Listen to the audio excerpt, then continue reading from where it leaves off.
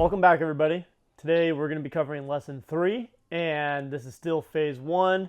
As you can tell, different location. I'm actually here at the gym today in Pleasant Hill, California. So let's go ahead and dive right into it. Today we're going to be getting into some of the fun stuff. This lesson is going to be about how to maximize your workouts for fat loss. This is going to be really important, and this is also one of the things that has really been a core staple of my personal workout routine for quite some time, because honestly there's so many benefits to the way that we're going to be structuring your workouts. Let's just go ahead and dive into it. There's a couple of things that'll come up most likely for some people, but I think you're really going to enjoy this style. So anyways, let's start with the what.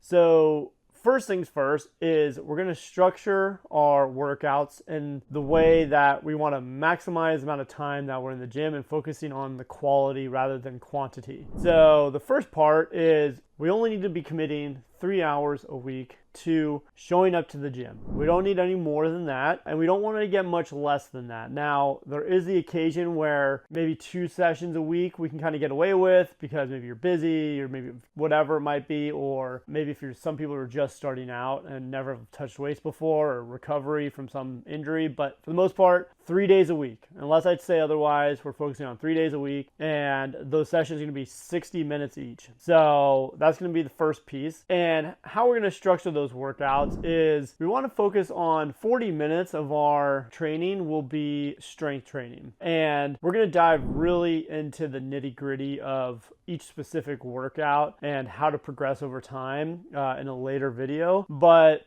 for now, we just want to kind of go over the gist of how we're going to attack this. But first 40 minutes of your 60-minute session is going to be your strength training portion. And when I say strength training, it doesn't mean it necessarily needs to be super heavy weights, but we're prioritizing compound movements, things that work out multiple parts of the body at the same time. And we want to lift weights so that way we're actually working on developing good muscle definition, muscle tone. And so that way we can really maximize our fat loss over time. So step number 1, 40 minutes strength training. And then the second part of your workout is going to be 20 minutes of a steady state, moderate intensity cardio. So what does that mean? For me, I personally love doing incline treadmill or stair stepper, biking, swimming, even basketball, playing some kind of sport is totally fine. Whatever you enjoy more. But the key here is we want to be elevating your heart rate for the entire 20 minutes. And you're going to want it in the kind of the moderate intensity zone. So what that means is if you're wearing a smartwatch, you can kind of gauge it. It'll kind of give you an estimate of where that is. We can also cover this more in depth later, but kind of a general idea is you should be able to maintain a conversation, but maybe you're breathing heavy every couple words, right? And you want to be able to maintain this intensity for the full duration. You don't want to be going all out, having to stop for a few minutes,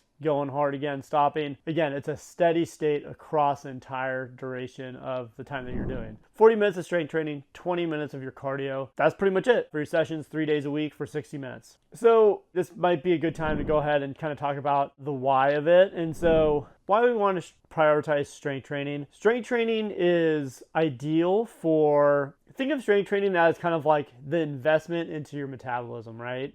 The more muscle you have, the higher metabolism is each and every day. So that's why people who are bigger, and generally guys can eat more than women, is because they have more muscle in general, right?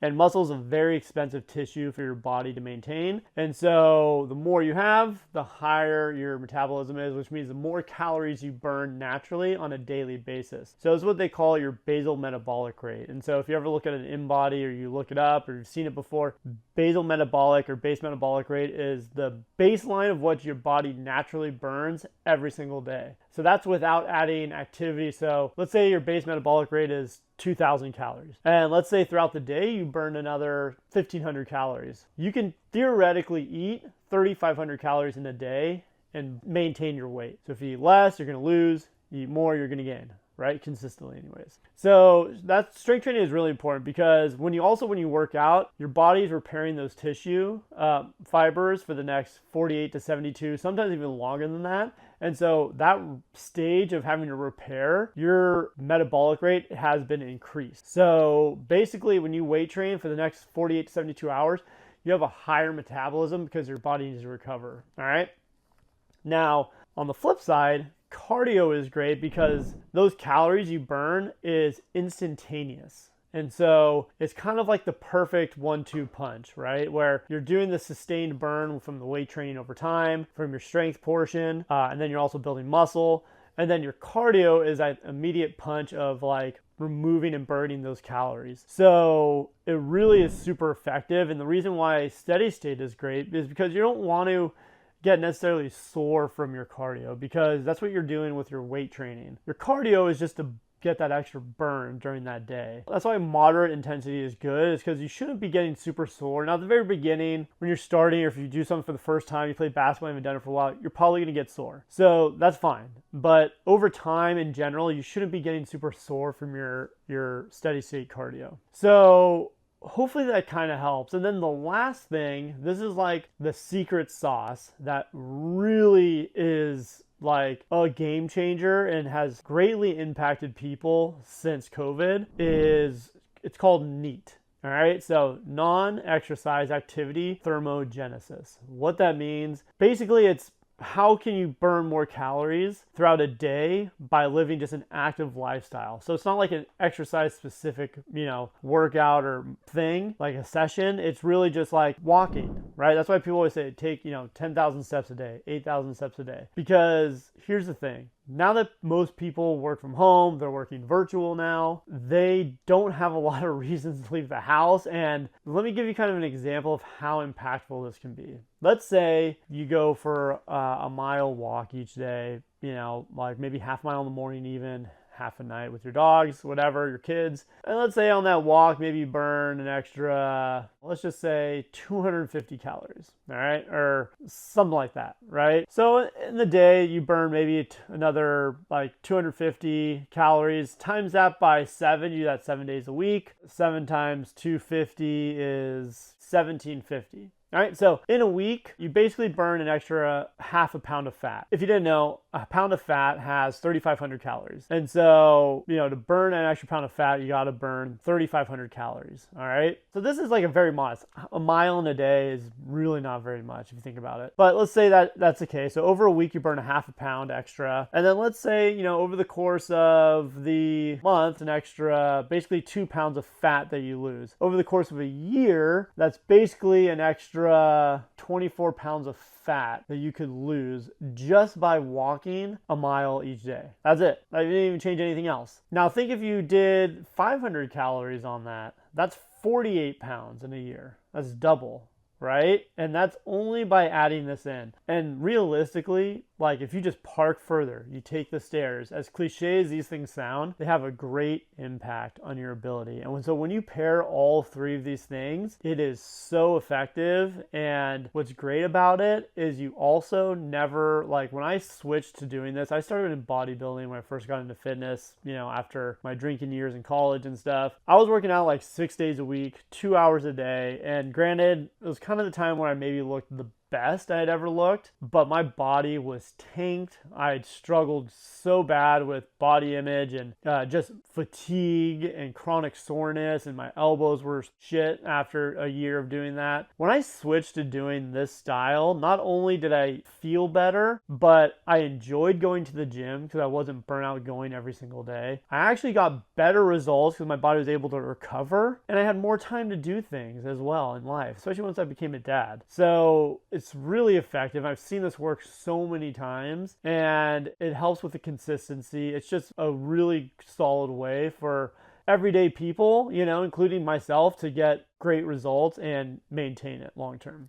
All right, so hopefully that kind of makes sense. Let's go ahead and just kind of recap a little bit. So the most important thing is going to be sticking to 3 days a week. All right, so finding those 3 days a week you can commit for 60 minutes each week. All right, I highly suggest just block it off in your calendar. But that is really important because, part of being consistent is just building into like a habit, right? So if you have the same days that you go do certain things, it makes it much more efficient and effective and easy to follow. You want to make sure that we're following the workout routine training style. So the compound movements in the first 40 minutes, steady state cardio your last 20 minutes. And then we also want to make sure, which we'll kind of go over this in another video, tracking your progress. All right. So this wasn't in part of the tracking metrics, but because our primary focus is the fat loss, body composition for now, but it is important. And I recommend, if you're somebody who doesn't want to track every single lift, which I don't necessarily recommend you do, just start by tracking your compounds, which will be your first movements each workout, right? So 3 days a week, you really like to track 3 different movements. So it'll be either your bench, your squats, your deadlift, those kinds of things. Again, we'll recover this in another video, but I do recommend you track that if you can. It just helps to make sure you're progressing over time. And that's pretty much it. Hopefully that kind of makes sense. Now, action steps